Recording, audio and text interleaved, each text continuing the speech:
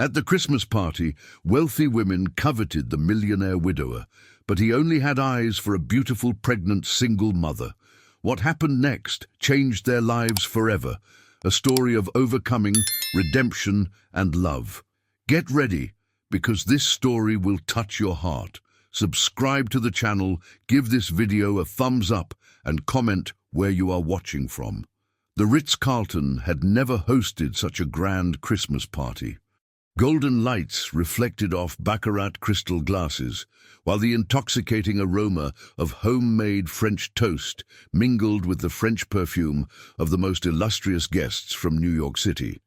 It was December 15th, and TechVision USA, the most respected technology company in the country, was celebrating another year of billion-dollar successes amidst the luxury of the city, chosen to impress international investors. In the center of all that opulence, Ryan Harrison moved with the natural elegance of someone born among the privileges of the elite. At 38 years old, the Air CEO had everything money could buy: 6 feet tall, impeccably styled brown hair, green eyes that could mesmerize any woman, and a smile that regularly graced the covers of business magazines. He wore an Armani tuxedo that cost more than an average car, and his Rolex watch was worth as much as a middle-class home. But behind that perfect facade, Ryan carried an emptiness that none of the socialites around him could fill. "Ryan, darling." The sultry voice of Victoria Roberts echoed through the hall. The daughter of a real estate mogul, she approached in a red Valentino dress that left little to the imagination.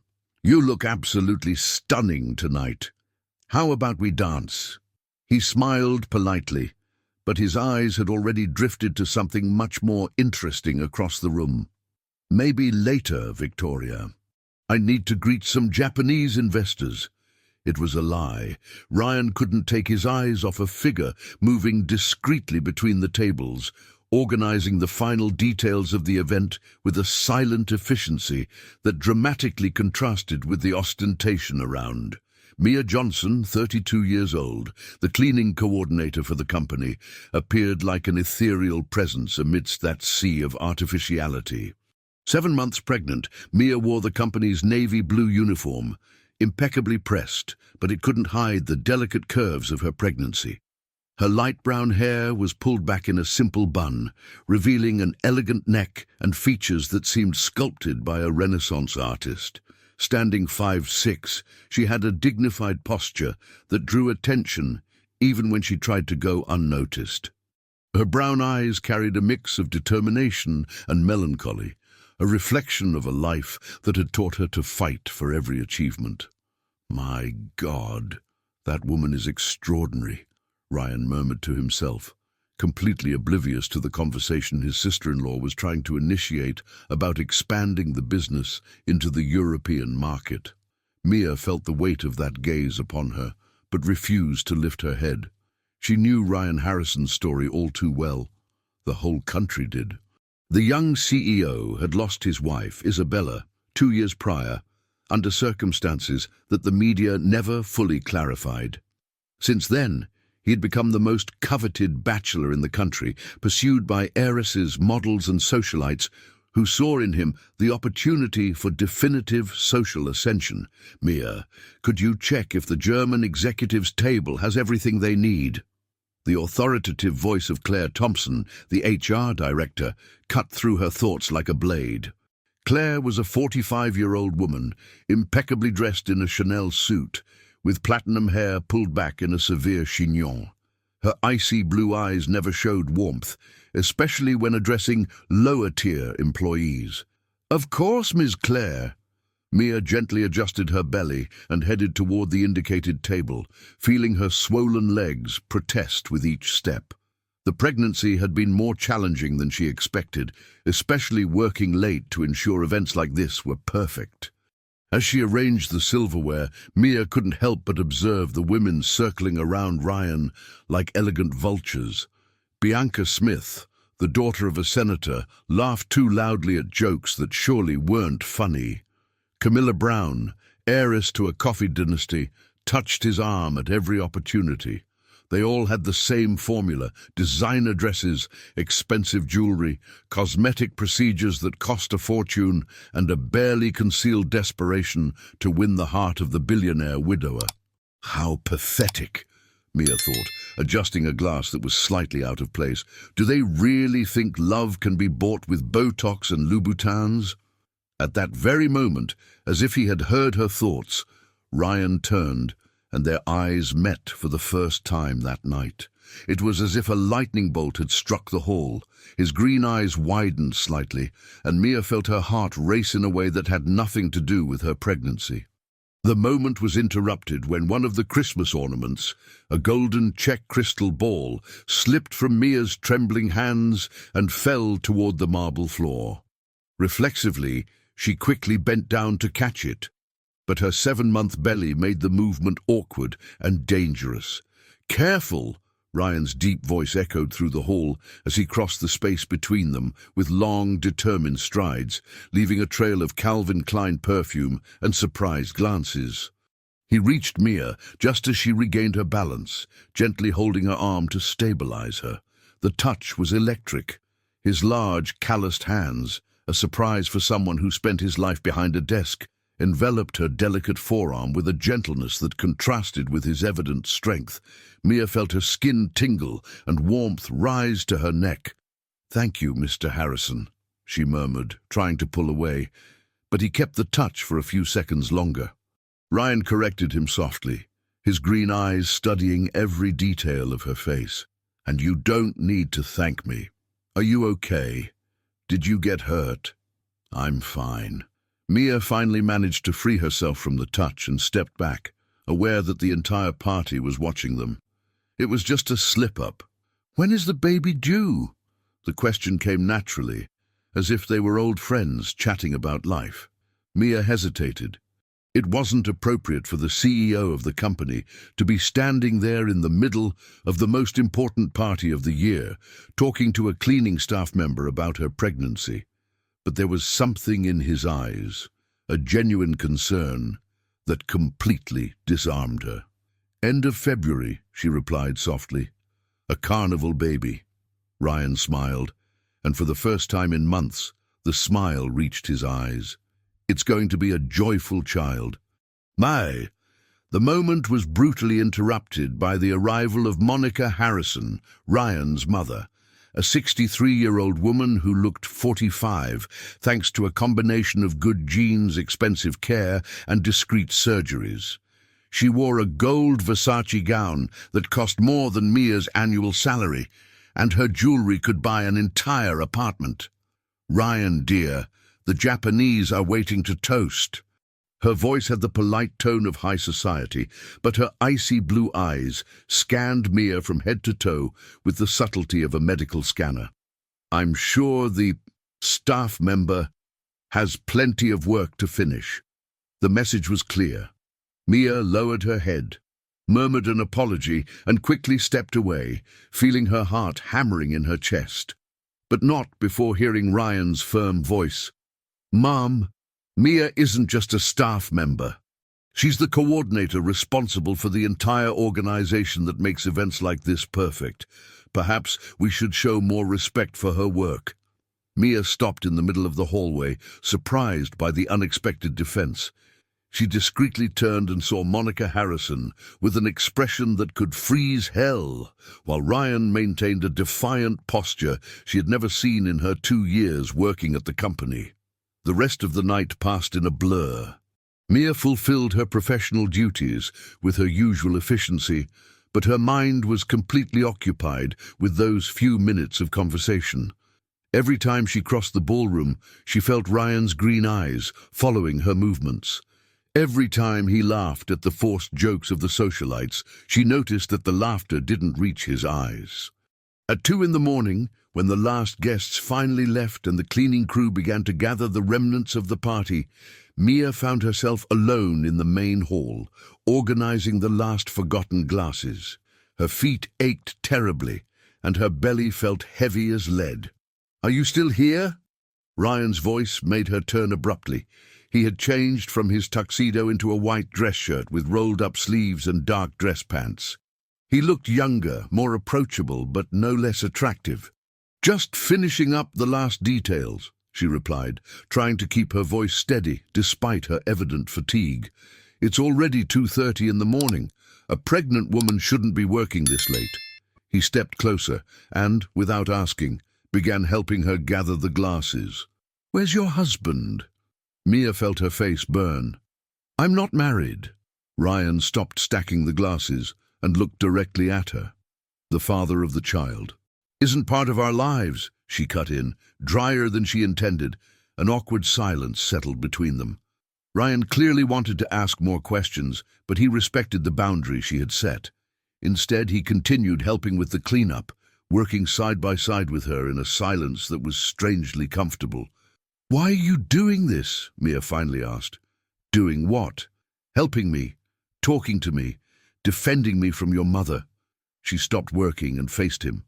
"I'm just a staff member," as she said. Ryan dropped the glasses he was holding and stepped toward her.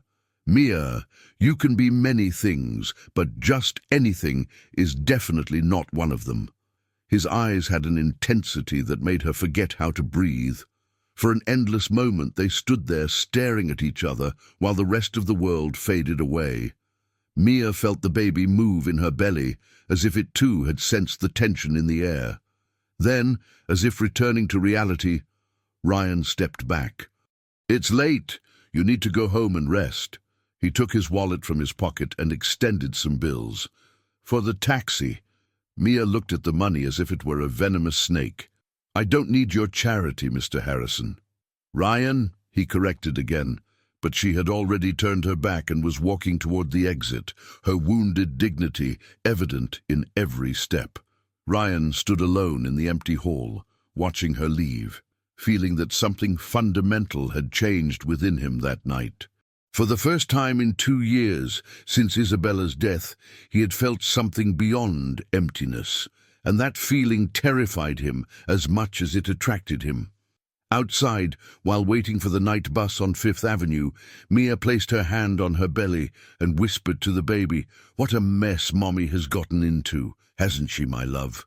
But deep in her heart, she knew that that night had only been the beginning of something much bigger than either of them could imagine. The first days after the Christmas party seemed to create a strange atmosphere at Tech Vision USA. Mia noticed that conversation ceased when she walked through the hallways, and curious glances followed her as if she carried a secret written on her forehead. What she didn't know was that several of the party guests had commented on the interesting scene between the CEO and the pregnant staff member, spreading gossip through the most exclusive social circles in New York City. Ryan, for his part, found himself in an unprecedented situation for the first time. In his adult life, he couldn't stop thinking about a woman. During executive meetings held on the 47th floor of the Ritz-Carlton, right in the heart of Manhattan, his thoughts constantly drifted to Mia's brown eyes and the wounded dignity she had shown when she refused his offer of help. "Ryan, are you listening to me?" The irritated voice of Mark Bennett, his CFO, cut through his daydreams. Mark was a 50-year-old man, bald by choice, always dressed in impeccable Italian suits, known for his impatience with anything he considered a waste of time. "Sorry, Mark. Please continue with the numbers from last quarter." Ryan forced his attention back to the graphs projected on the glass wall dominating the conference room. "As I was saying, our revenue grew by 23% compared to last year, but operational costs." Mark continued his presentation, but Ryan had already distracted himself again, watching the frantic movement of the city below through the panoramic window. At that very moment, 20 floors down, Mia was climbing the service stairs toward the 15th floor, where the administrative offices were located. The staff elevator had been broken for 3 days, and climbing 20 flights of stairs while 7 months pregnant was becoming a Herculean challenge. She paused every 5 floors to catch her breath, feeling her legs tremble and her heart race. "My God, Mia, you look like you've been hit by a truck." Jessica Adams, her assistant and only true friend in the company, rushed to meet her on the 15th floor. Jessica was a 26-year-old woman, black, with curly hair always styled in elaborate braids and a contagious smile that lit up any room. She came from Brooklyn, the same neighborhood as Mia, and they had been friends since their public school days. "The elevator is still broken," Mia panted, leaning against the hallway wall, "and I need to organize the offices before the staff arrives." "Girl, are you crazy? With that belly climbing stairs like an athlete?" Jessica firmly held her friend's arm. "I'm going to talk to Claire about that elevator. It's unacceptable that a billion-dollar company can't fix an elevator in 3 days." Mia chuckled weakly. "You know very well that Claire won't lift a finger for a cleaning staff member. To her, we are invisible." "We are not invisible to everyone," Jessica said with a mischievous smile. "I heard that a certain CEO couldn't take his eyes off you at the Christmas party." "Jessica." Mia felt her face heat up. "Don't make things up. It was just politeness." "Politeness is greeting, Mia. What happened was something else." Claire, who works at reception, said she's never seen the boss talk so long with any staff member. Before Mia could respond, the unmistakable sound of expensive dress shoes echoed down the hallway. They both turned to see Ryan Harrison walking toward them, accompanied by 2 Japanese executives in identical dark suits. It was a technical visit to showcase the company's facilities to potential Asian investors. "Good morning, Mia," Ryan said, stopping in front of them. His eyes immediately noticed her flushed face and still-breathing condition. "Are you okay? You look tired." "I'm fine, Mr. Harrison," she replied quickly, trying to straighten her posture despite her evident fatigue. "Ryan," he corrected automatically, ignoring the curious glances from the Japanese executives. "Has the service elevator not been fixed yet?" Jessica and Mia exchanged a surprised look. "How did he know about the broken elevator?" "No, sir, but we managed to handle the work anyway," Mia replied diplomatically. Ryan turned to one of the Japanese executives and said in fluent English, "Gentlemen, please give me a few minutes. You can wait in the meeting room on the 15th floor." Then he addressed Jessica. "Could you please accompany them?" Jessica hesitated, looking at Mia, but a discreet nod from her friend reassured her. She left with the Japanese executives, not without whispering, "You better tell me everything later, okay?" Alone in the hallway, Ryan looked at Mia with a concern she couldn't decipher. "You climbed 20 flights of stairs while 7 months pregnant?" "It was necessary," she replied, avoiding his gaze. "Necessary." His voice rose a pitch. "Mia, that's dangerous for you and the baby. Why didn't you come to me?" "Why would I come to you?" She finally met his gaze, and he saw a mix of fatigue and irritation in her brown eyes. "To complain about a broken elevator? You have much more important things to worry about than the cleaning staff's problems." Ryan felt as if she had slapped him. "Do you really think I'm that kind of person, that I don't care about my employees?" "I don't know you well enough to have an opinion," Mia lied. In truth, she had spent the last few weeks discreetly observing him, noticing how he treated everyone from executives to security guards with the same respect, how he always personally thanked the cleaning staff when he worked late. Small gestures that most people in his position wouldn't even notice. Ryan took a step closer, and Mia felt the familiar masculine scent that had unsettled her at the party. "Then give me the opportunity to show you who I really am." Mia's heart raced, but before she could respond, Claire Thompson's authoritative voice echoed down the hallway like lightning in a blue sky. "Mr. Harrison!" Claire was approaching quickly, her high heels pounding on the floor like a machine gun. "The Japanese investors are waiting in the meeting room. Is there a problem here?" The question was directed at Ryan, but her icy blue eyes were fixed on Mia with an intensity bordering on hostility. Claire wore a navy blue designer suit that cost more than Mia's annual salary, and her designer perfume was so strong it arrived before she did. "No problem, Claire," Ryan replied coldly. "Just making sure our employees have—" Marina took a deep breath, trying to gather her thoughts. "What are the necessary conditions to work? By the way, Why hasn't the service elevator been fixed yet? Claire hesitated, clearly not expecting the question. Well, the maintenance company said the part would arrive next week. 3 days to get an elevator part. Ryan raised an eyebrow. Call the supplier now and tell them I want the repair done by the end of the day. If they can't do it, hire someone else. But sir, the budget has already been approved with the first company. Claire. Ryan's voice carried a chill that Mia had never heard before. I'm asking to fix an elevator, not to buy a building. Resolve this today. Claire swallowed hard and nodded. Of course, Mr. Harrison. I'll take care of it immediately. She shot one last venomous look at Mia before walking away, already dialing on her cell phone. Mia stood there, watching the scene with a mix of gratitude and embarrassment. You didn't have to do that, she murmured. Of course I did. Ryan turned to her.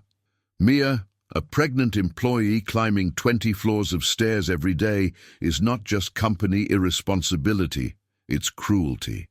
And I don't tolerate cruelty. There was something in his voice that made Mia look up and really see him for the first time. Behind the executive authority and natural confidence, she saw a vulnerability that surprised her. It was as if he were apologizing for much more than a broken elevator. Thank you, she said softly. You don't need to thank me. It's my responsibility. He paused, as if struggling with some internal decision. Mia, do you have a specific place for lunch? The question caught her completely off guard. I bring my lunch from home. Where do you eat? In the employee lounge, in the basement. Ryan grimaced. That place with no windows, a plastic table and broken chairs? Mia laughed despite herself. It's what we have available. No, he said firmly. Starting today, you can use the break room on the 20th floor. It has comfortable chairs, a view of the city, and a full kitchen. Mr. Harrison. Ryan, she corrected reluctantly.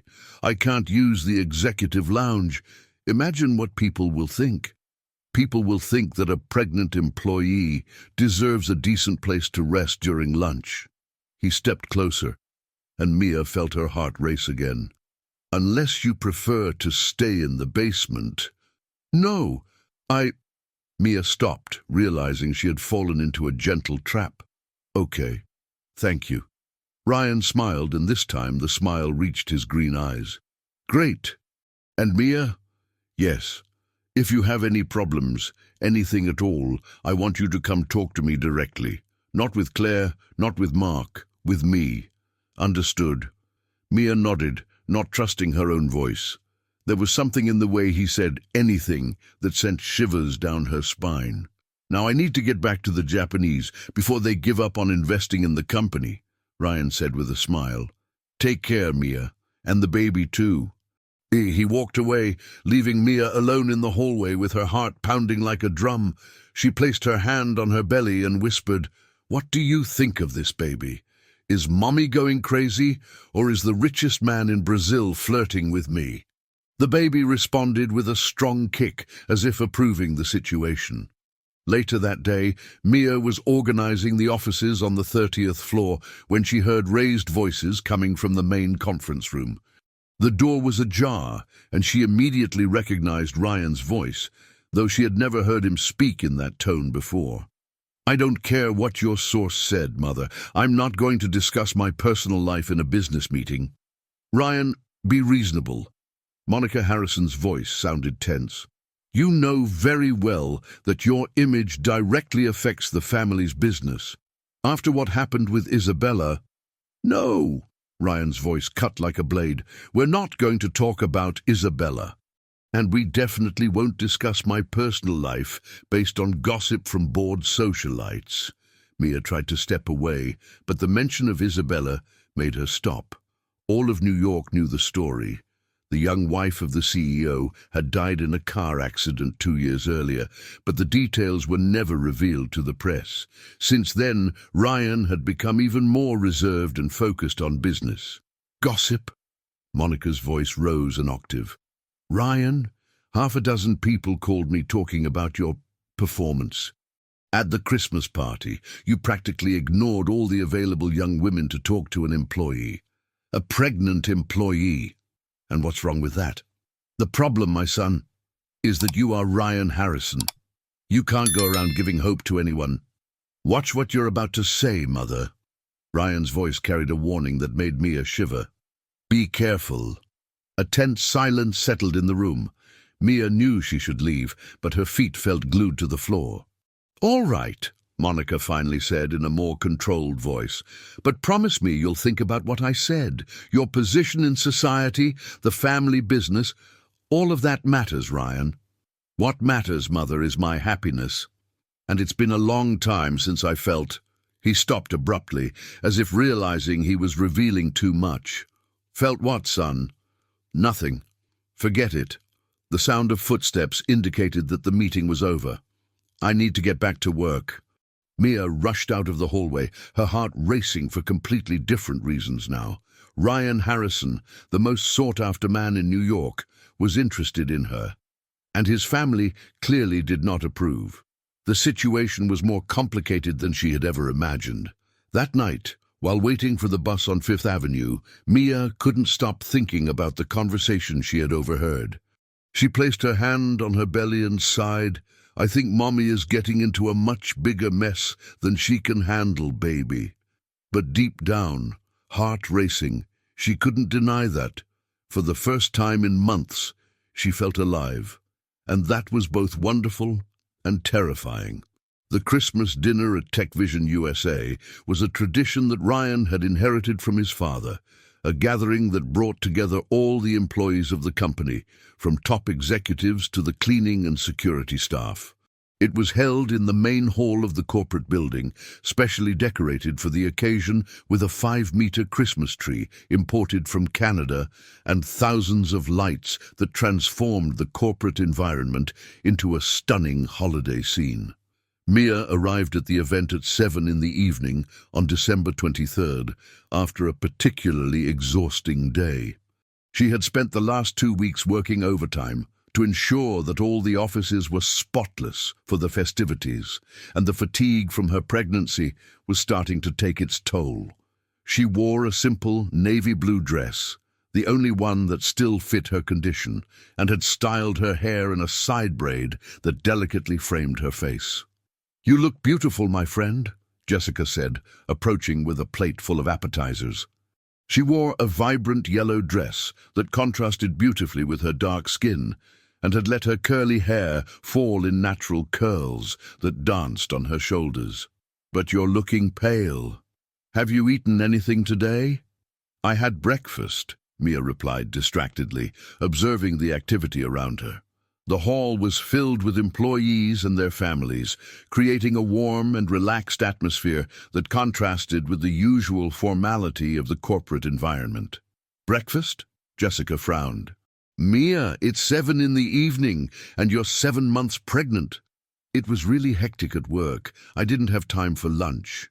Mia tried to grab an appetizer from her friend's plate, but a wave of nausea hit her. Actually, I'm not very hungry. Jessica studied her with concern. She had known Mia for over 20 years and could recognize when her friend was pushing herself beyond her limits. You need to eat something. The baby needs it. Across the hall, Ryan was talking with a group of managers about expansion plans for the next year, but his eyes had been discreetly searching for Mia since he arrived. When he finally spotted her, he immediately noticed that something was wrong. She looked paler than usual, and there was a fragility in her posture that worried him.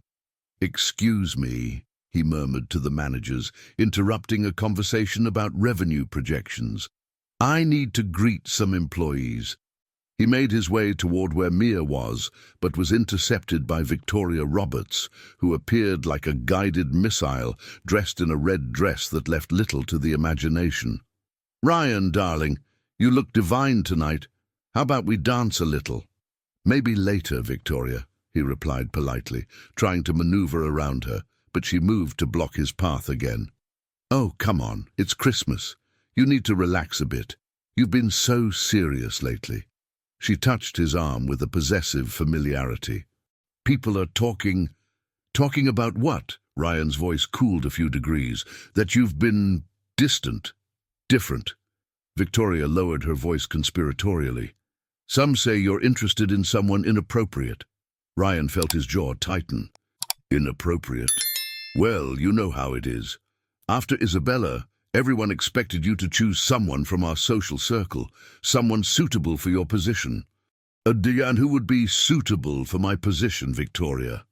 There was a dangerous tone in his voice that she couldn't interpret. Well, Ryan, you don't have to get like this. It's just that, well, you're a Montenegro. Your family has a reputation to maintain. At that moment, a shout from Jessica cut through the ambient music like lightning. Someone call an ambulance! Mia fainted! Ryan turned toward the shout and saw Mia lying on the floor, pale as paper, with Jessica kneeling beside her, trying to get her to respond. Without thinking twice, he crossed the hall in long strides, pushing people out of the way. Get out of the way, he ordered, kneeling beside Mia. His trembling hands checked her pulse. It was weak, but steady. Mia, can you hear me? She groaned softly, her eyes slowly opening. What happened? You fainted, Ryan said gently, helping her to sit up. Don't move too quickly. I'm fine, she murmured, trying to get up. But Ryan held her firmly. You're not fine. When was the last time you ate something? Mia hesitated, aware that half the office was watching. I had breakfast. Oh my God, Mia! Concern made Ryan forget where he was. It's 8 in the evening. You haven't eaten anything all day. Before she could respond, he lifted her into his arms as if she were made of paper. Mia felt the world spin again, but this time it wasn't from weakness. It was from the sensation of being cradled against his strong chest, breathing in his masculine scent, feeling the warmth of his body through his dress shirt. I can walk, she protested weakly. You're not walking, he said firmly, carrying her toward the company nurse's office. You're going to sit down, eat something, and only after that will we talk about you going home. All the employees present parted ways, watching the scene with a mix of surprise and curiosity. Ryan Montenegro, the billionaire CEO, carrying a cleaning staff member in his arms as if she were the most precious thing in the world. Ryan, the cold voice of Monica Harrison cut through the silence that had settled in the hall. What's going on here? Mia has fainted, he replied without stopping. I'm taking her to the nurse's office. The paramedics can handle this, Monica said, following them. You don't need to get involved.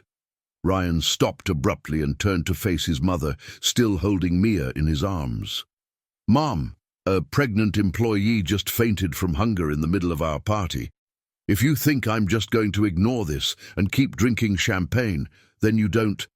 Mia, you don't know me as well as you think. Mia felt her face burn with embarrassment. The situation was becoming a public spectacle, and she was the center of all attention. Please, just leave me on the floor, she whispered.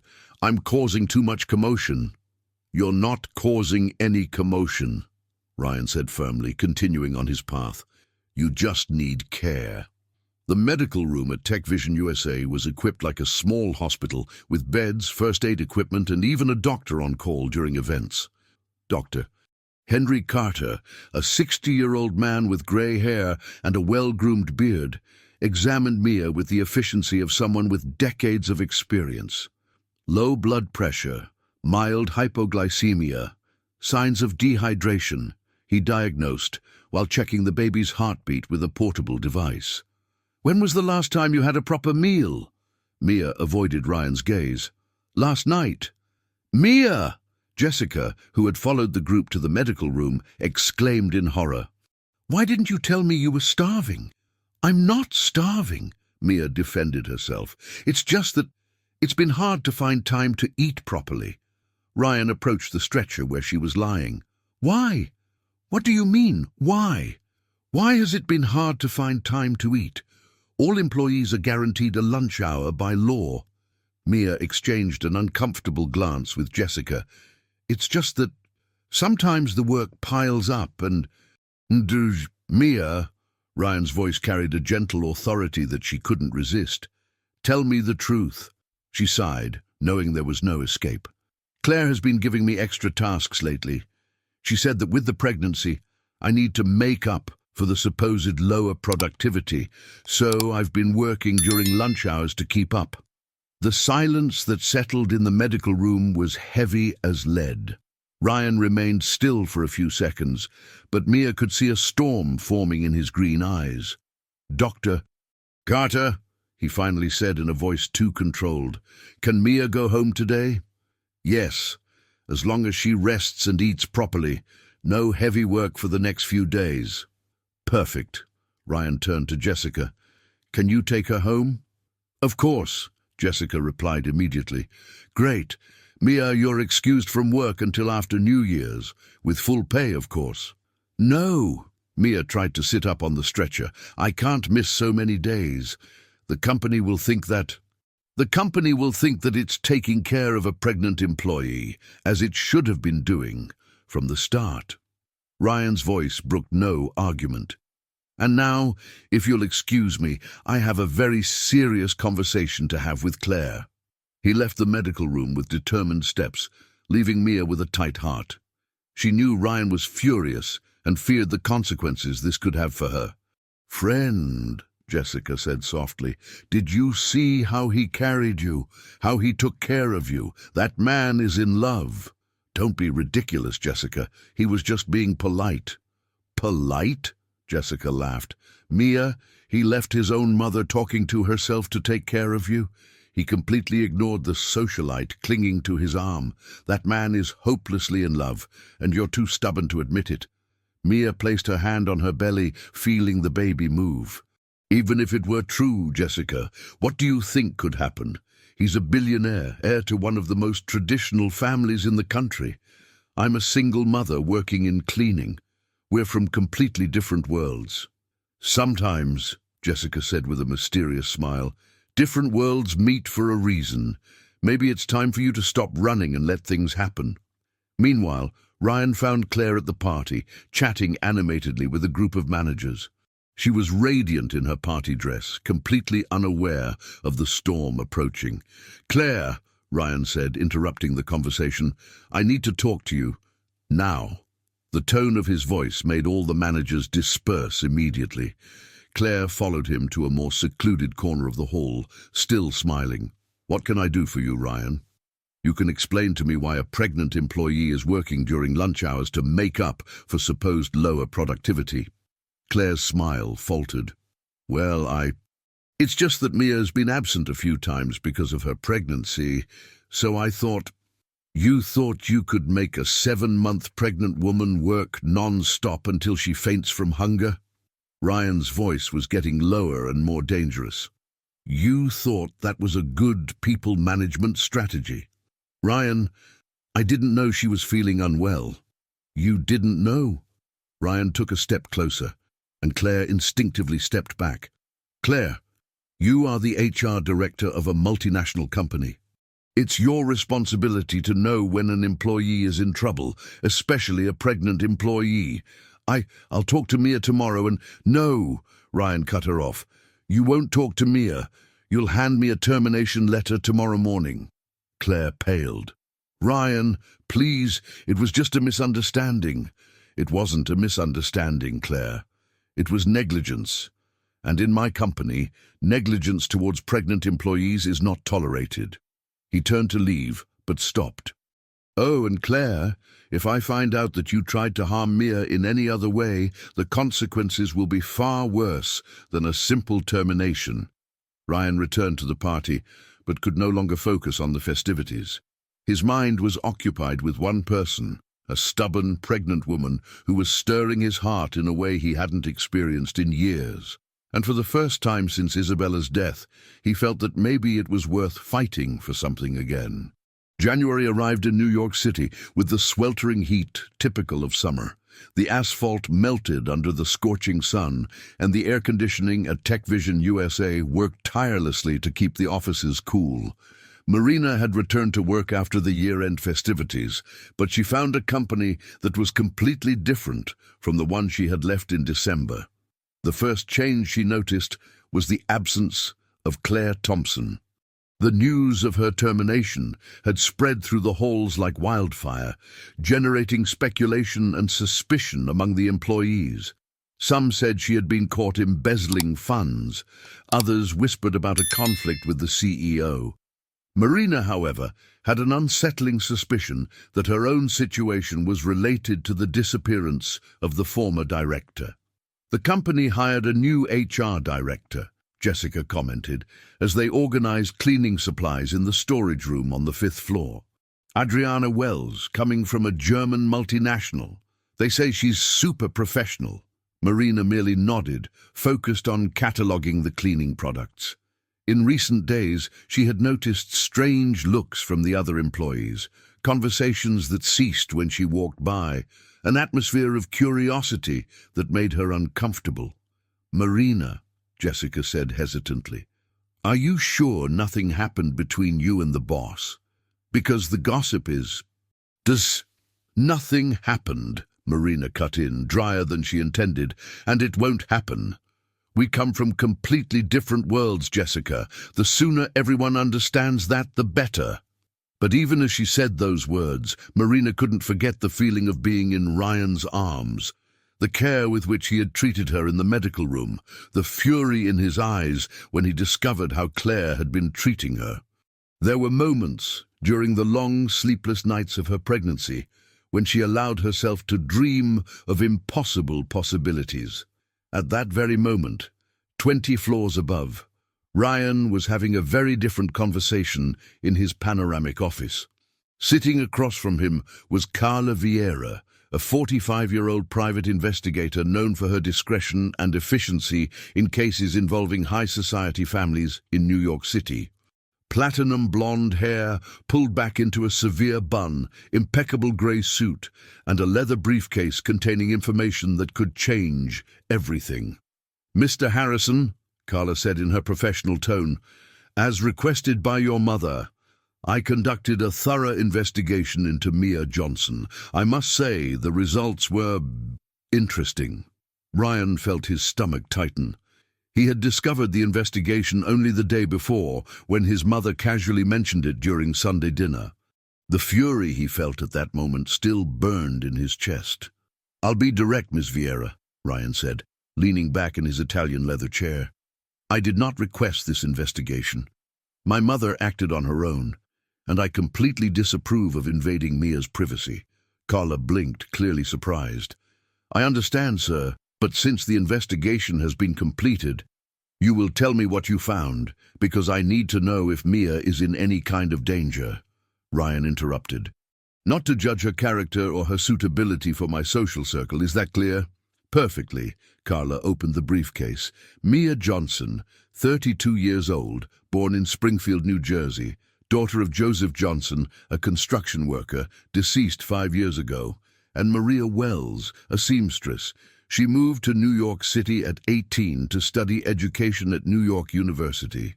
Ryan leaned forward, intrigued despite himself. "She has a degree in education?" "Yes, sir. Graduated with honors in 2015. Worked as a teacher at a public school in Brooklyn for 3 years until—" "Until what?" Carla hesitated. "Until she discovered her pregnancy and was abandoned by her boyfriend. Ryan Matthews, 35 years old, car salesman. When Mia told him about the pregnancy, he disappeared, literally. Moved to another city, changed jobs, cut all contact." Ryan felt a wave of anger surge through his chest. "What kind of man abandons a pregnant woman?" "The kind who already had a wife and 2 kids in New Jersey," Carla replied dryly. "Mia found out about his family only after he vanished. Apparently, he had lied about everything. Marital status, job, even his name was fake." The silence that settled in the office was heavy. Ryan looked out the panoramic window, watching the frantic movement of 5th Avenue below, trying to process the information. "Continue," he finally said. "With the pregnancy and abandonment, Mia couldn't continue working as a teacher. The salary wasn't enough to support herself and prepare for the baby's arrival. That's when she got the job at Tech Vision, through a recommendation from her friend Jessica. And since then she has been working in cleaning, Ryan murmured more to himself. Yes, sir, but there's more. Carla turned a page in her reports. Mia maintains regular correspondence with a charity called Helping Hands, aimed at helping single mothers in vulnerable situations. Ryan raised his eyebrows. What kind of correspondence? She donates part of her salary every month, even earning very little. She also writes letters of support to other women in situations similar to hers. The organization informed me that Mia is one of their most dedicated volunteers, even without the financial means to do so. A wave of admiration and something deeper, something Ryan didn't want to name, washed over his chest. Anything else? She lives in a 2-room apartment in Brooklyn, sharing it with her friend Jessica to afford the rent. She doesn't have a car. She uses public transportation. Her only extravagances are children's books she buys for the baby and high-quality prenatal vitamins. Ryan closed his eyes, imagining Mia on the crowded public transport, pregnant, returning home after an exhausting day of work, yet still donating part of her scarce money to help other women. The image hit him like a punch to the stomach. "Mr. Harrison," Carla said hesitantly, "may I make a personal observation?" "Go ahead." "In 15 years of investigating people for families like yours, I've rarely encountered anyone with as much integrity as Mia Johnson. If your mother was worried about a possible gold digger, I can assure you this woman doesn't have a greedy bone in her body." Ryan opened his eyes. He looked into the investigator's eyes. "Thank you for your honesty. There's one more thing, sir." Carla hesitated. "During the investigation, I found out that someone else is interested in Mia." "What do you mean?" "Ryan Matthews, her ex-boyfriend. He's been asking questions about her, trying to find out where she works, how much she earns. My source in Springfield said he's been inquiring about child support and parental rights." Ryan felt his blood run cold. "Is he planning to come back?" "It's possible, especially if he knows she's involved with someone well off." "She's not involved with me," Ryan said quickly, but the words sounded empty even to him. Carla looked at him with a knowing smile. "Of course, Mr. Harrison." After the investigator left, Ryan was alone in his office, absorbing the information. Mia was not just beautiful and dignified. She was educated, generous, and brave. She had faced abandonment, humiliation, and financial hardship without losing compassion for others. She was exactly the kind of woman he admired, the kind of person who made a difference in the world. But there was also the threat of Ryan's return, a problem that could complicate everything. Ryan made a decision. He needed to protect Mia, even if she didn't know she needed protection. That afternoon, Mia was cleaning the offices on the 25th floor when she noticed unusual activity. Several executives seemed agitated, and there were group conversations that stopped when she approached. That's when she heard her name mentioned in the conference room. The investigation into Mia Johnson revealed interesting information. The voice was Marcus Bennett, the CFO. Mia stopped cleaning and discreetly approached the ajar door. "Marcus," Ryan's voice sounded tense, "I'm not going to discuss the results of an investigation I didn't authorize, and I suggest you don't either. Ryan, be reasonable. The company needs to protect itself. If you're developing feelings for an employee, we need to know who she really is." "I know who she is," Ryan replied firmly. "She's a hard-working, honorable, and brave woman, braver than many men I know." "Including a man who abandoned her while she was pregnant?" Marcus's voice carried a cruelty that made Mia stifle a gasp. The silence that followed was deafening. Mia felt tears burning her eyes, not only from the humiliation of knowing her private life had been investigated, but also from how Ryan had defended her. "Marcus," Ryan finally said in a dangerously low voice, "if you mention Mia's personal situation disrespectfully again, you'll need to look for another job. Is that clear?" But Ryan, is that clear? The repetition of the question carried a threat that could not be ignored. Yes, sir. Mia quickly stepped away, her heart pounding in her chest. She ran to the nearest restroom and locked herself in a stall, finally letting the tears fall. They were not just tears of humiliation, but also of something more complex, a mix of gratitude, fear, and a feeling she didn't want to acknowledge growing in her chest. When she finally managed to compose herself, Mia returned to work, determined to maintain her dignity. If the Harrison family wanted to investigate her, let them. She had nothing to hide, and she wasn't going to hide from anyone. But deep down, she knew the situation was complicating in a way she wasn't prepared to handle. And the scariest part of all was that, despite all the obstacles, she was falling for a man who was completely out of her reach. That night, while taking the crowded bus home, Mia placed her hand on her belly and whispered, "What a mess Mommy got herself into, huh, baby? But don't worry, no matter what happens, we'll be okay. We always are." The baby responded with a strong kick, as if agreeing with her determination. But Mia couldn't imagine that at that very moment, a man named Ryan Matthews was driving through the streets of Brooklyn, searching for her. February arrived in New York City, bringing with it the scorching heat of summer and the contagious energy of carnival. Tech Vision USA had decided to sponsor a street block in Brooklyn for the first time, an initiative that Ryan had personally approved to bring the company closer to the local community. The Innovation Block promised to bring together employees, neighborhood residents, and supporters in a celebration of both the carnival tradition and the entrepreneurial spirit of New Yorkers. Mia was almost 8 months pregnant, and her belly had grown considerably since the beginning of the year. She walked with more difficulty, felt tired more often, but there was a special energy in the air that excited her. It was February 10th, Carnival Saturday, and she had decided to stop by the block just to observe the party she had helped organize behind the scenes. "Are you sure you want to go?" Jessica asked as they got ready in the small apartment they shared in Brooklyn. Jessica wore a modern carnival costume with a colorful skirt and embroidered top, while Mia had opted for a long, comfortable blue dress that highlighted her brown eyes. "I'm just going to drop by," Mia replied, adjusting a golden headband that Jessica had insisted she wear. "I want to see how the decorations turned out." "And are you sure you don't want to see a certain someone who will probably be there?" Jessica teased with a mischievous smile. Mia felt her face heat up. In recent weeks, her casual encounters with Ryan had become more frequent and intense. Conversations in the elevators that extended beyond necessity, glances that lasted longer than appropriate, smiles that made her heart race. But she continued to fight against the feelings growing inside her, convinced it was an impossible fantasy.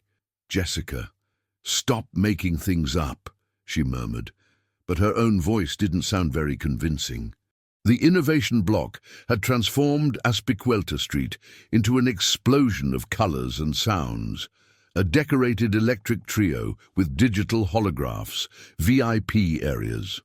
Sponsored by local startups, a diverse crowd included everything from executives in costumes to street performers and neighborhood residents. The smell of empanadas and pastries mingled with the aroma of cold beer, and the vibrant sound of lively street music echoed through the narrow streets of Brooklyn. Ryan had arrived early, wearing a white dress shirt with the sleeves rolled up and a simple, charming New Yorker costume, suspenders, a Panama hat, and a relaxed smile that his employees rarely saw. He was accompanied by a few company executives, but his eyes discreetly searched for a specific person in the crowd. "I never thought I'd see Ryan Harrison at a street festival," commented Mark Bennett, sipping a mojito that was too expensive for the setting. He wore a pirate costume that didn't match his serious personality at all. "It's good for the company's image," Ryan replied distractedly, still scanning the crowd with his eyes. "It shows we're a company connected to local culture. Or it shows you're trying to impress someone." Mark murmured, too quietly for Ryan to hear over the loud music. That's when Ryan saw her. Mia was standing near the stage, watching the revelers with a genuine smile that lit up her face. The blue dress elegantly highlighted her pregnant silhouette, and the golden headband made her look like a tropical goddess. She was beautiful, radiant, and Ryan felt his heart race in a way he hadn't experienced in years. "Excuse me," he murmured to the executives, making his way through the crowd. Mia didn't see him approaching. She was completely absorbed in watching a group of costumed children dancing with contagious energy, their little hands up, toothless smiles, the pure joy of childhood. She placed her hand on her belly and whispered, "Look at that baby.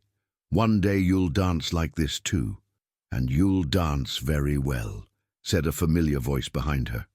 Mia turned and found Ryan standing a few feet away, the Panama hat slightly tilted, a smile that made her legs weak. "Mr. Harrison, I didn't expect to see you here." "Ryan," he corrected automatically, stepping closer. "And why not? It's my company sponsoring all this beauty." He gestured to the party around them. "But I must admit it's even more beautiful than I imagined." "The events team did an amazing job," Mia said, trying to keep the conversation professional despite her racing heart. "The events team had a very special consultant for the decoration," Ryan replied, his green eyes fixed on her. "I heard that certain suggestions about colors and arrangements came from someone on the cleaning staff." Mia blushed. "I just gave a few small ideas. Small ideas that transformed a corporate event into a beautiful and welcoming party." Ryan moved closer, and Mia felt the familiar masculine scent that disturbed her so much. "You have a natural talent for this, Mia, for making things more beautiful." Before she could respond, the lively street music shifted to a slower, sensual tune, "New York," which made the crowd sway in a hypnotic rhythm. Ryan extended his hand. "Want to dance?" Mia looked at the outstretched hand as if it were a precipice. "I don't know if it's a good idea." "Why not?" "Because I'm 8 months pregnant. Because you're my boss. Because there are hundreds of people watching us." Mia listed the reasons in an increasingly quiet voice.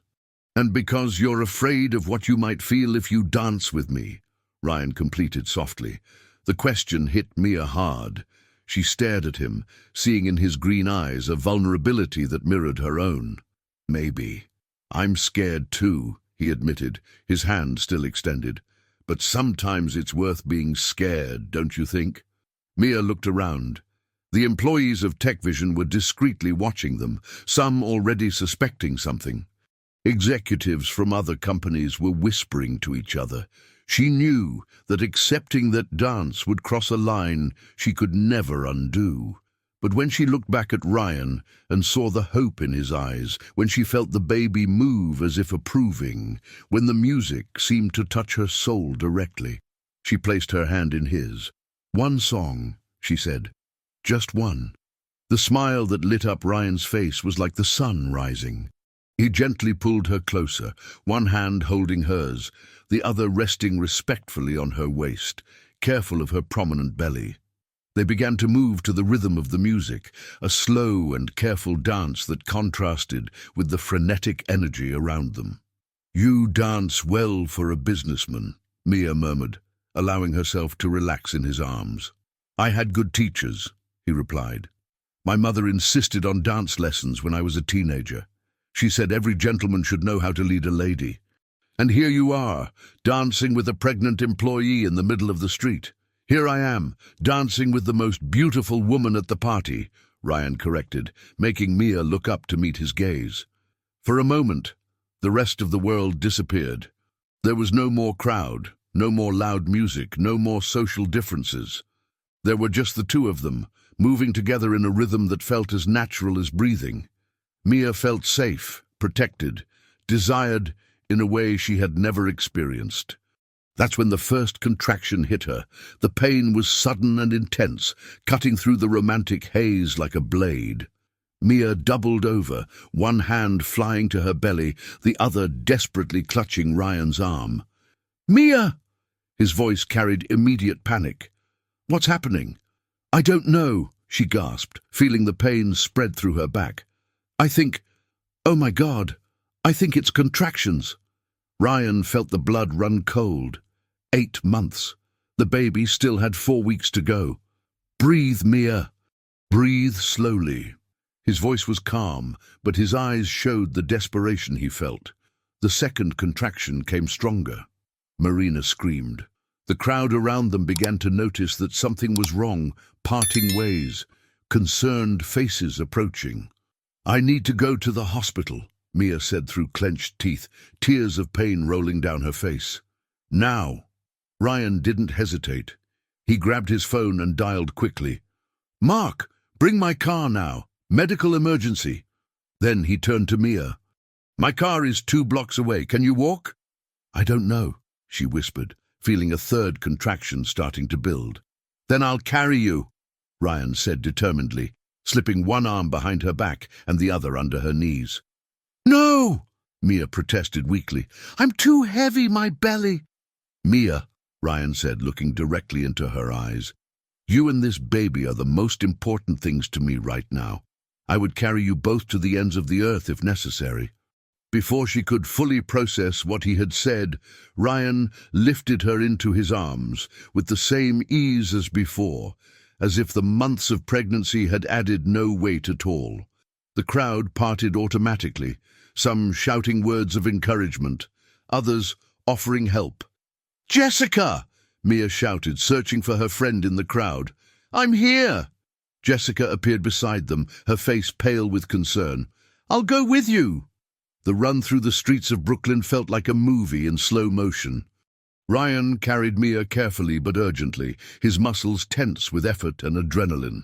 Behind them, Jessica ran alongside, holding Mia's bag and murmuring words of encouragement. Ryan's golden Lamborghini Aventador was parked on Harmony Street, with Mark at the wheel.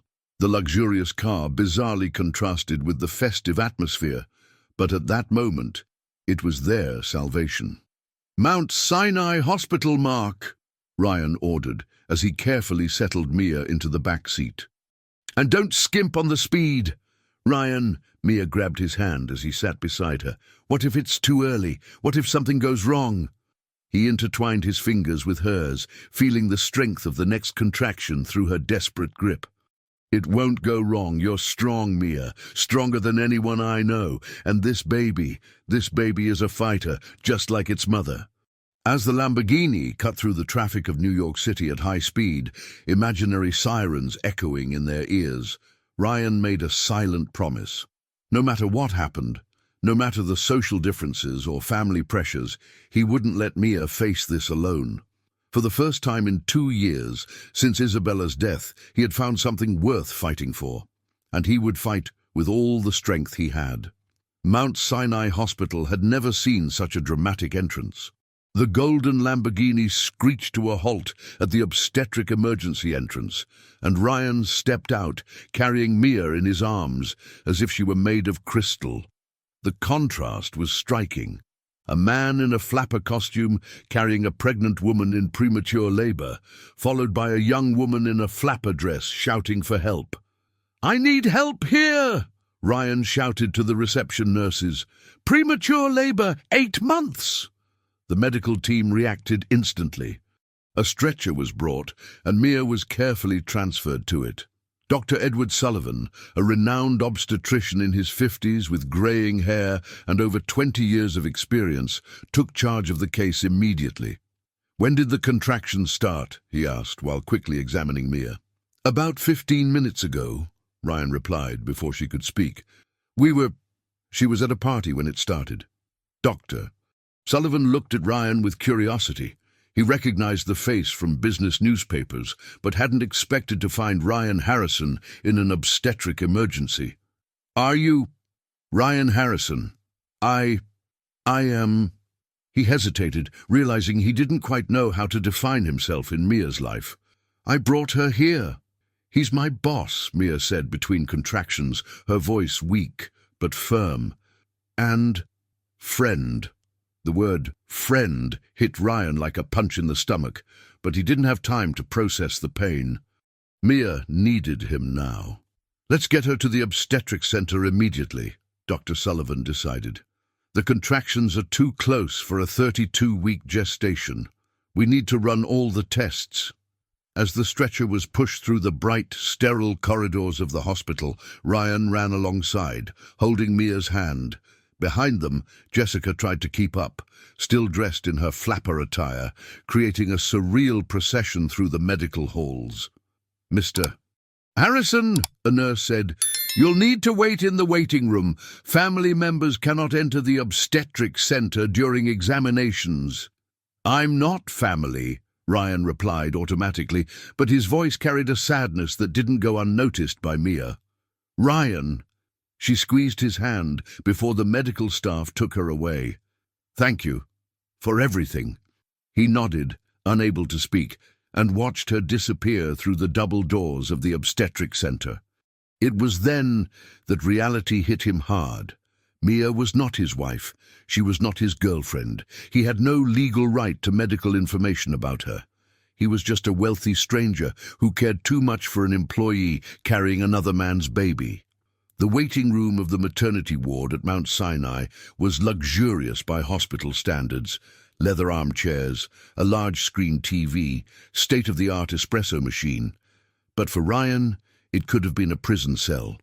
He threw himself into an armchair and buried his face in his hands, still wearing the Panama hat from the costume that now felt completely inappropriate. "She'll be okay," Jessica said softly, sitting beside him. She had removed the costume accessories and looked younger, more vulnerable. "Mia is strong, stronger than anyone I know." 8 months, Ryan murmured. "Is it too early?" 8-month premature babies have good chances these days, Jessica replied, though her own voice trembled slightly. "In the moment she needs you the most." The tears that Mia had been holding back finally fell. "Ryan, we are so different. You are. I am a man who fell in love with an extraordinary woman," he gently interrupted. "The rest we can figure out later. Right now, you just need to focus on getting well. You and the baby." Mia nodded, unable to speak. Ryan kissed her hand gently and settled into the chair next to the bed. "I will stay here," he said, "for the next 12 hours, or as long as necessary. I won't leave your side." And that's exactly what he did. During the 12 longest hours of his life, Ryan remained in the hospital room, holding Mia's hand during contractions, talking to her to distract her from the fear, sleeping in the uncomfortable chair when she managed to rest. His family left after 2 hours, Monica promising serious talks in the future. Jessica alternated between the room and the waiting area, bringing coffee and updates from the outside world. And Ryan learned more about Mia in those 12 hours than in all their previous dates. Her passion for children's literature, her dreams of teaching again, her hopes for the baby's future. When the sun rose on Carnival Sunday, Mia's contractions had completely stopped. The baby had decided to stay where it was for a few more weeks. Dr. Sullivan smiled as he delivered the news. "You made it," he said. "A few more weeks, and we will have a perfectly healthy baby." Ryan closed his eyes and breathed for the first time in 12 hours. Mia was safe, the baby was safe, and he had made the most important decision of his life.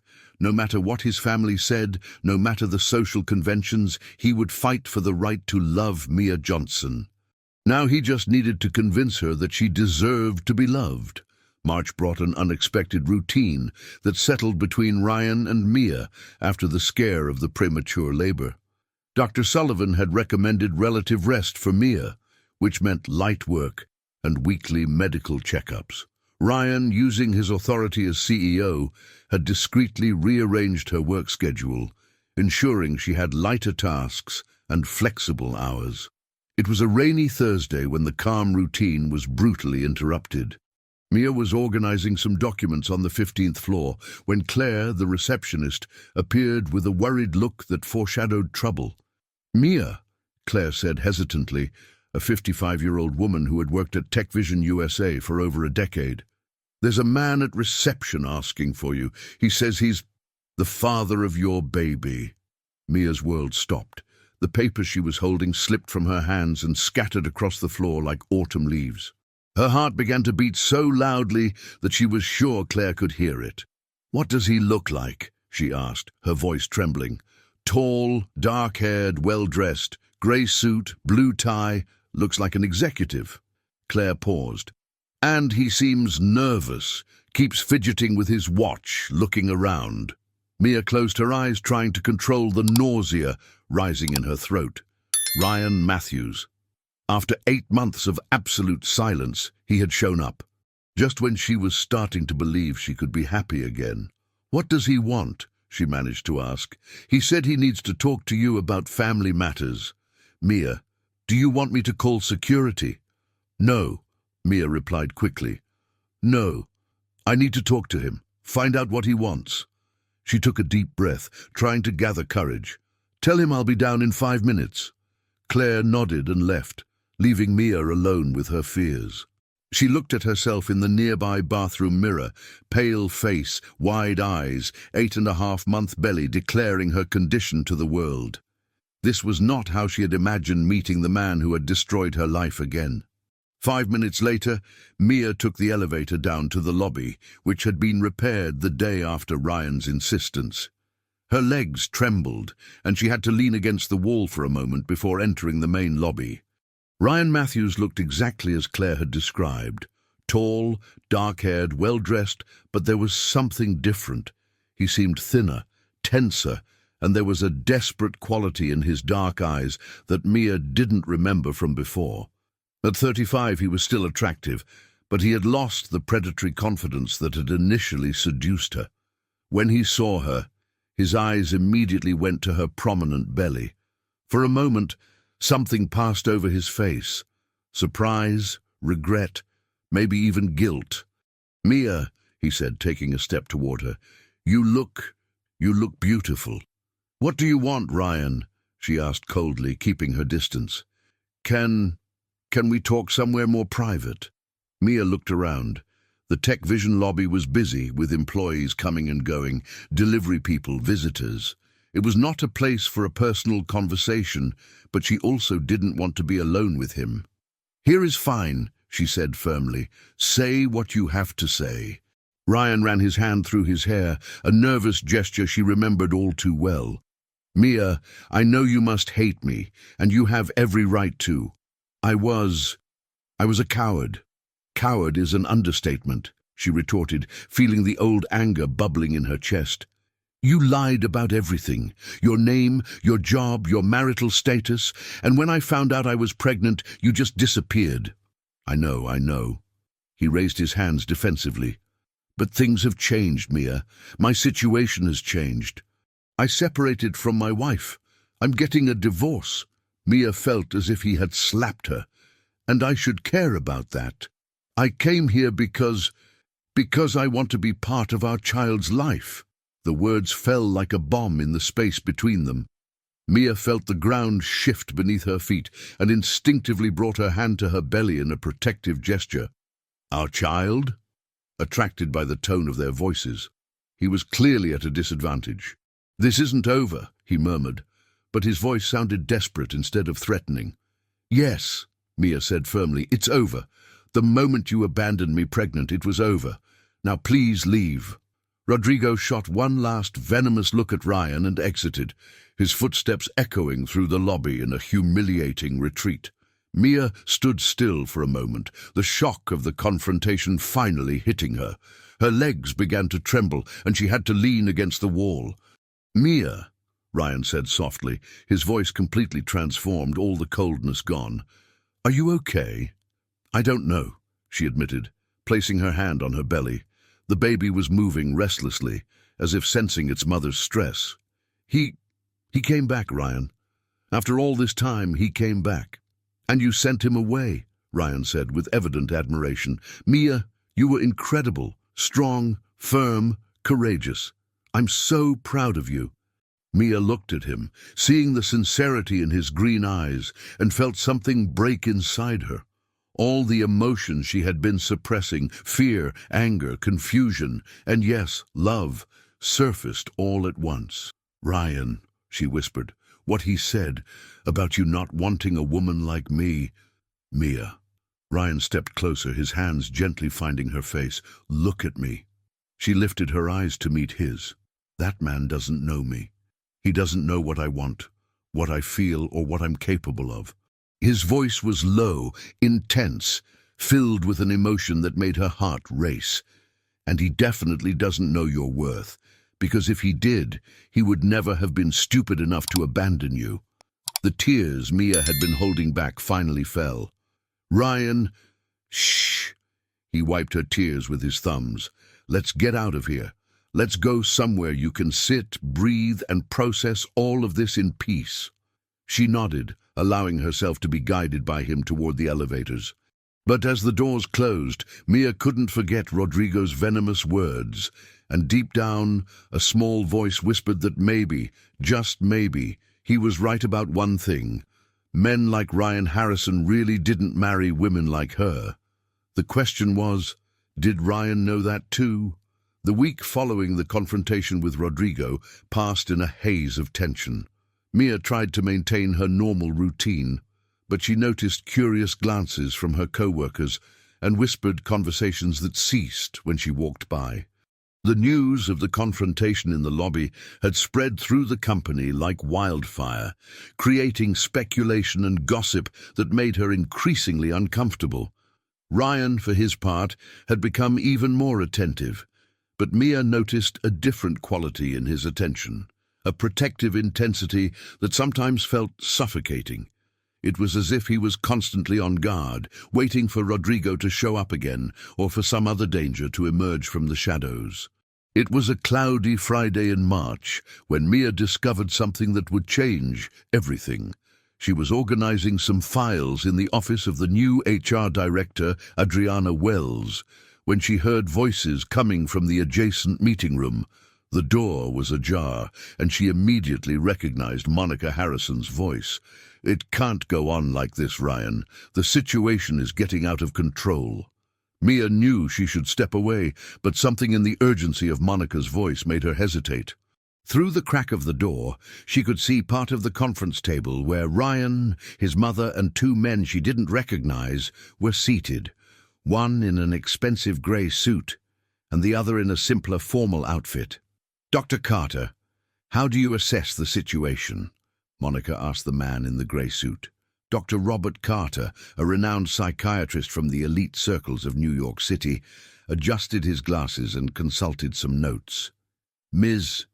Harrison, based on what I've observed and the information provided, I believe Ryan is going through an episode of unresolved emotional transference."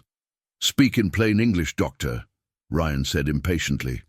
"You never properly processed Isabella's death," Dr. Carter explained calmly.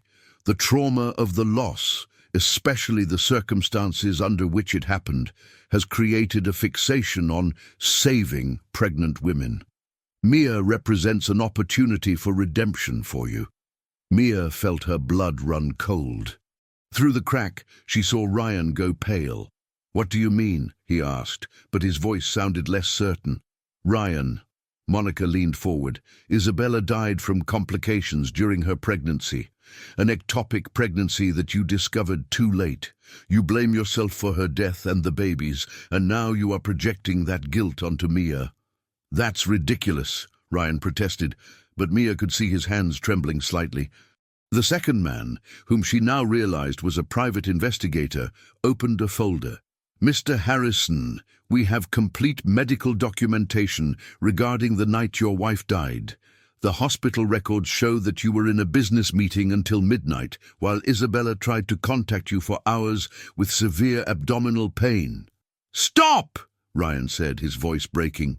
"When you finally arrived at the hospital," the investigator continued mercilessly, "it was too late. The rupture of the fallopian tube had caused massive internal bleeding. The doctors said that if she had arrived 2 hours earlier—" "I said to stop!" Ryan's shout echoed through the room, and Mia flinched on the other side of the door. Dr. Carter remained calm. Ryan, you need to face reality. Your obsession with Mia Johnson is not love. It's a pathological attempt to compensate for your failure to save Isabella and your child. Mia felt as if she had been punched in the stomach. The psychiatrist's words echoed in her mind. It's not love. Everything she had felt, all the hopes she had allowed to grow in her heart, crumbled in a painful instant. You're wrong, Ryan said, but his voice sounded hollow, lacking conviction. Am I? Dr. Carter asked. Then explain to me why you... Mia focused specifically on a pregnant employee. Why was her first reaction upon seeing her to protect her? Why did you react so drastically when she almost went into premature labor? Doesn't that ring a bell for you? The silence that followed was deafening. Mia saw Ryan bury his face in his hands and knew that the psychiatrist's words had struck a raw nerve. Ryan, Monica said gently, you are my son, and I love you, but you need to accept treatment. This fixation on Mia is not healthy for anyone. Not for you, not for her, nor for the baby she carries. What if it's true love? Ryan asked, lifting his head, but his voice sounded desperate rather than convinced. Then you will be able to let her go, Dr. Carter replied. Because true love is not based on neurotic needs for salvation. True love wants the best for the other, even if that means stepping away. Mia couldn't listen anymore. With tears burning her eyes, she stepped away from the door and ran to the nearest bathroom. She locked herself in a stall and let the pain explode in her chest like an emotional bomb. Everything made sense now. The excessive attention, the constant protection, the way Ryan reacted to any threat to her safety or the baby. It wasn't love, it was guilt. She was merely a substitute for the deceased wife he hadn't been able to save. How could I have been so foolish? She whispered to herself, one hand on her prominent belly. How could I believe that someone like him could truly love me? The baby stirred inside her, as if sensing the mother's despair. Mia took a deep breath, trying to calm herself. She needed to be strong, for herself, for the baby, for everyone. But when she left the bathroom 20 minutes later with her eyes discreetly red from cold water, Mia had made a decision. She could no longer continue living a lie. She could not keep being Ryan Harrison's project of redemption. She would hand in her resignation letter by the end of the day. That afternoon, Ryan searched for Mia throughout the offices. He had left the family meeting more confused than ever, Dr. Carter's words echoing in his mind like a constant torment. Was it really just guilt? Were his feelings for Mia merely a sick projection? He found her on the 20th floor, organizing some folders with a mechanical efficiency that worried him. There was something different about her, a distance, a coldness he couldn't interpret. Mia, he said, approaching, are you okay? You seem distant. She looked up at him, and Ryan was shocked to see that her eyes were completely devoid of warmth. It was like looking at a stranger. I'm fine, Mr. Harrison, she replied formally. Mr. Harrison? Ryan frowned. Mia, what's going on? You haven't called me that in weeks. Mia hesitated for a moment, and he saw something pass through her eyes. Pain, perhaps, or disappointment, but when she spoke, her voice was controlled. I think it's best if we keep things professional, don't you? After all, you are the CEO of the company, and I am just an employee. The words hit Ryan like slaps. Just an employee? Mia, you know that's not how I see you. I don't know how you see me, she replied, avoiding his gaze. And I think it's better that way. Ryan took a step closer, but Mia instinctively stepped back. The gesture struck him like a dagger to the chest. Mia, what happened? Yesterday we were fine. You let me protect you from Rodrigo, and now... He paused, realizing something. Is this about him?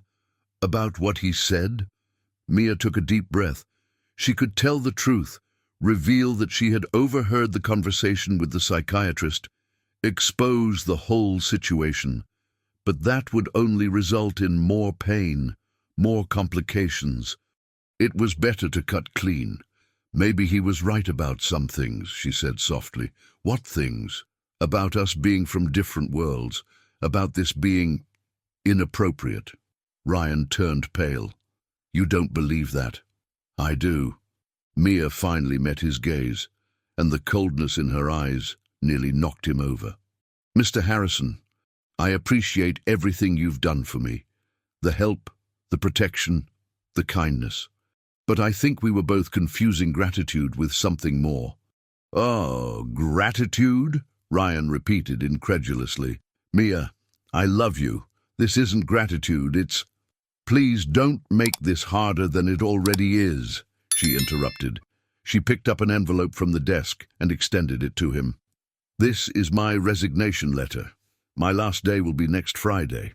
Ryan looked at the envelope as if it were a venomous snake. You can't be serious. I'm completely serious. Mia straightened her shoulders, summoning all the dignity she possessed. I've already found another job, a public school that needs a curriculum coordinator. The salary is lower, but it's more suited to my profile. Mia, don't do this. Don't do this to us. Ryan's voice carried a desperation she had never heard before. For a moment, Mia wavered. She saw the genuine pain in his eyes, the confusion, what seemed to be true love.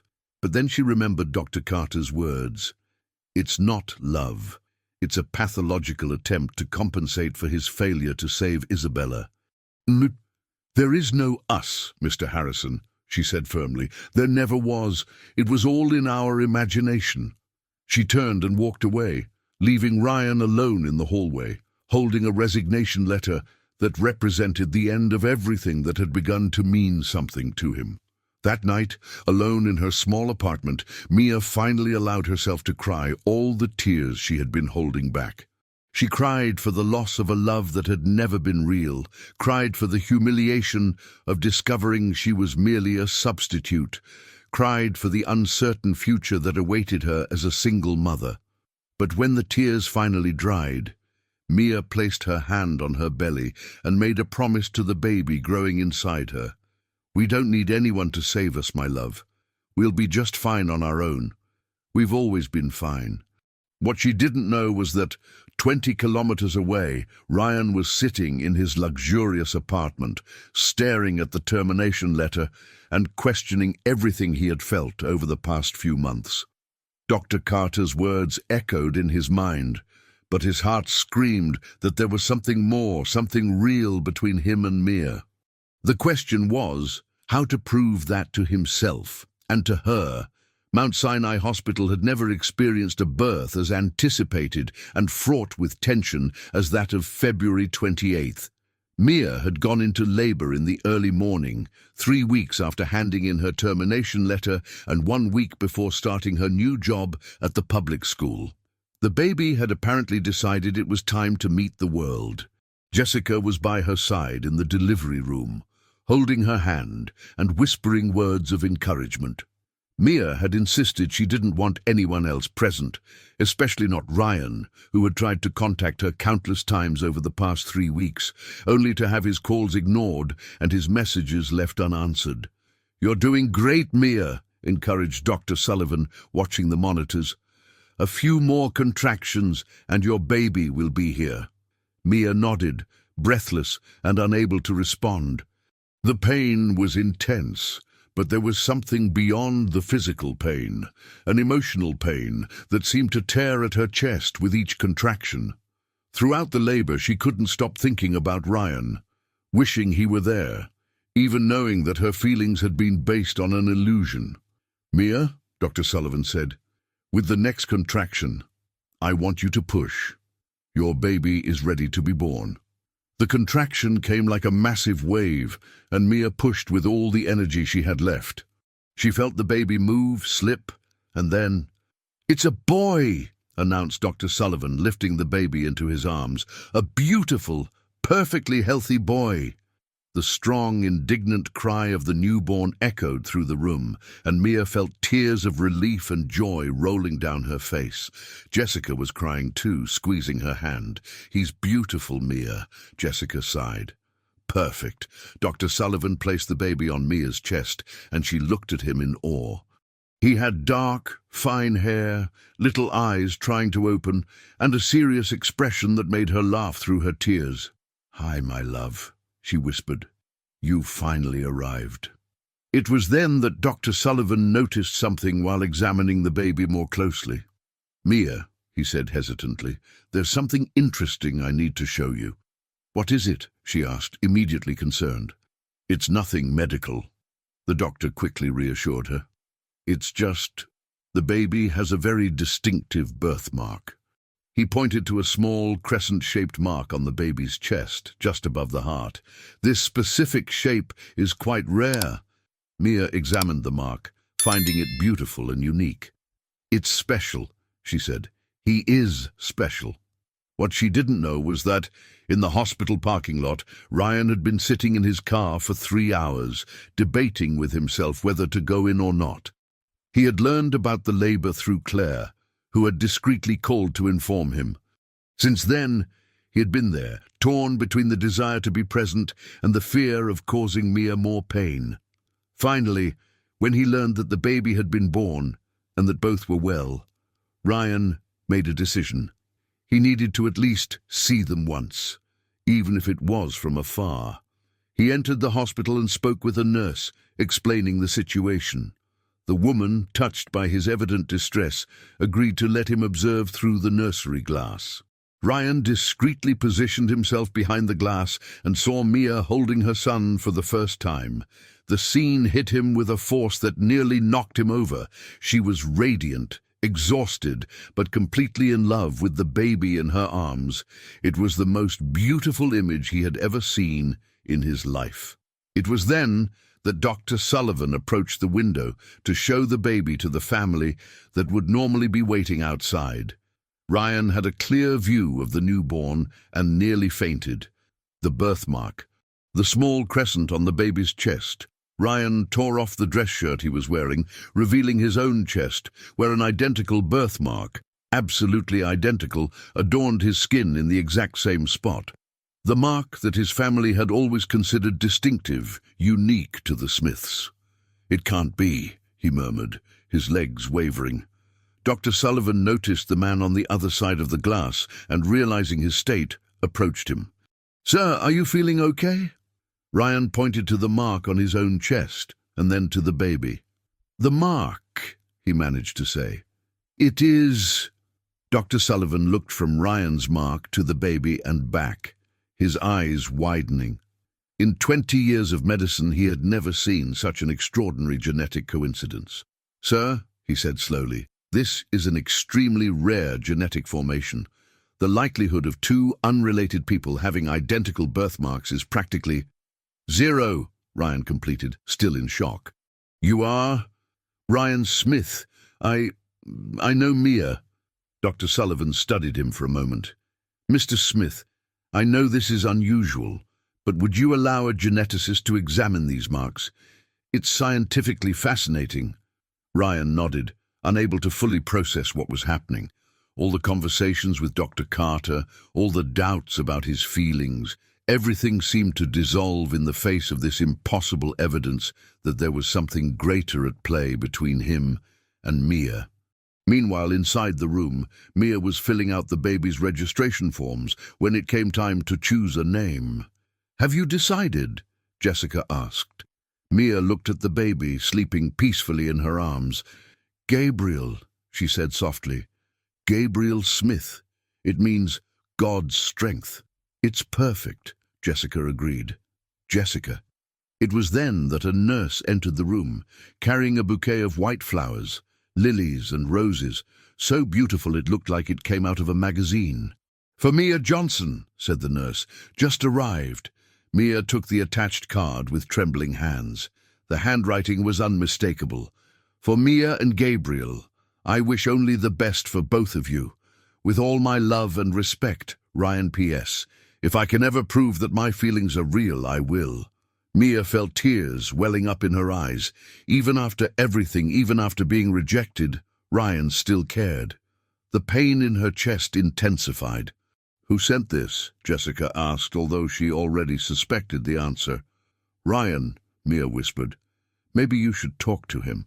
Jessica gently suggested. Mia, I saw how you looked at each other. This wasn't just in his head. Jessica, you heard what the psychiatrist said. I am just a replacement for the deceased wife he couldn't save. And what if the psychiatrist was wrong? Mia looked at Gabriel, who had opened his little eyes and was watching her with an intensity that seemed impossible for a newborn. I can't take that risk, Jessica. I can't let my son grow up as a constant reminder of another man's trauma. But even as she said those words, Mia felt her heart breaking. Because deep down, a part of her still hoped that Ryan would fight for them, that he would find a way to prove that his feelings were genuine. 3 floors down, Ryan was in a consultation room with Dr. Henry Carter, a renowned geneticist whom Dr. Sullivan had urgently called.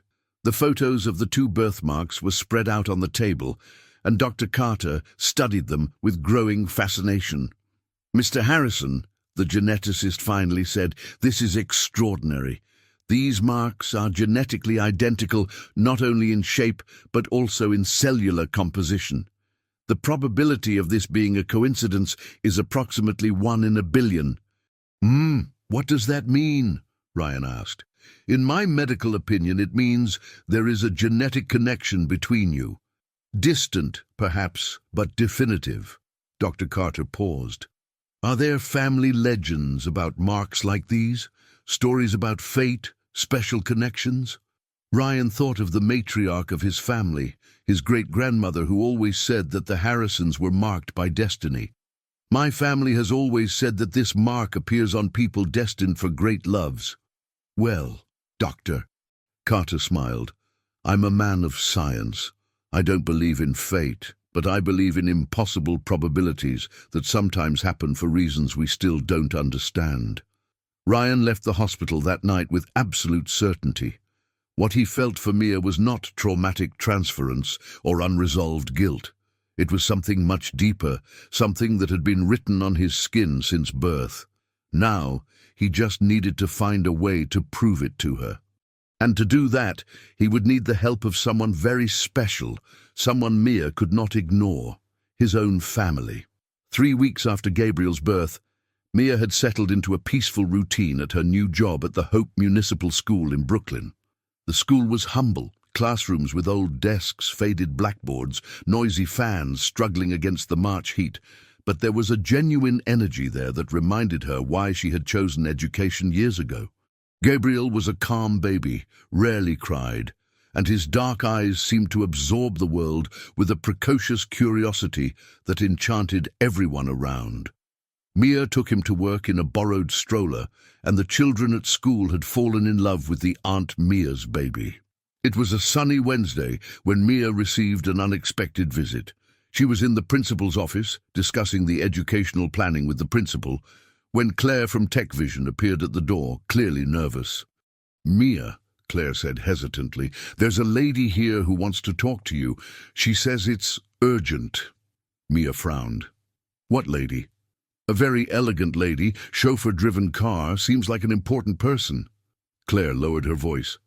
I think she's from the Harrison family. Mia's heart raced.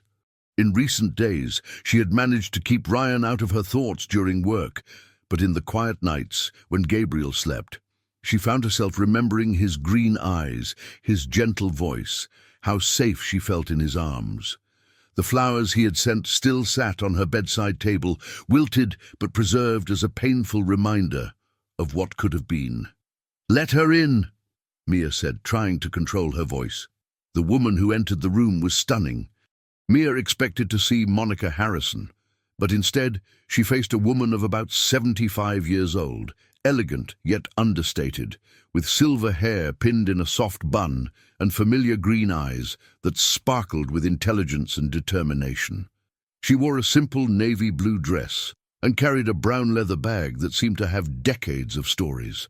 Mia Johnson, the lady asked, in a voice that carried a slight Italian accent. Yes, ma'am. I am Giovanna Harrison, Ryan's great-grandmother. May I sit? Mia gestured to a chair, completely taken aback. The legendary matriarch of the Harrison family, the woman who had arrived in America in the 1950s and helped build the family empire, was sitting in the modest office of a municipal school. "Mrs. Harrison," Mia began, "if you came to talk about Ryan—" "I came to talk about you," Giovanna gently interrupted, "and about my great-grandson, the baby." Mia instinctively brought her hand to the stroller where Gabriel was sleeping. "I don't understand." Giovanna smiled, and for the first time Mia saw where Ryan had inherited that heart-melting smile. "May I see the boy?"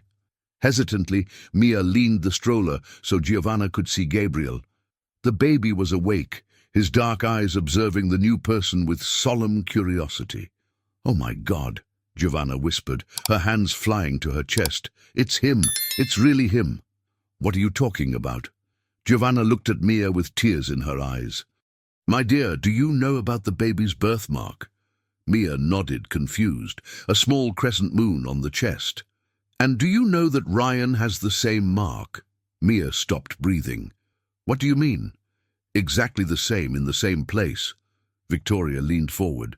"Mia, in my family, there is a legend that passes from generation to generation. The mark of the destiny moon only appears on people destined for great loves of the family. My husband had it. I have it too."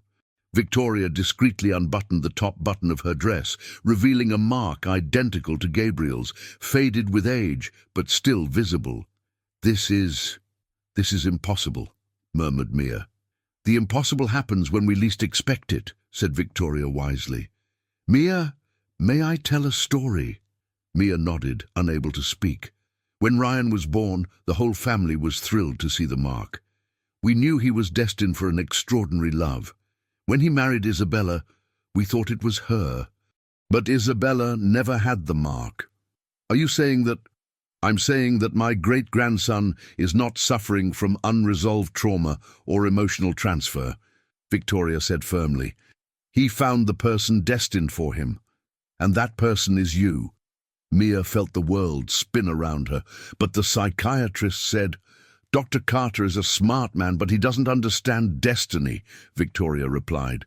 "He sees only problems to solve, not miracles to celebrate." Gabriel chose that moment to make a soft noise, as if agreeing with Ryan's great-grandmother.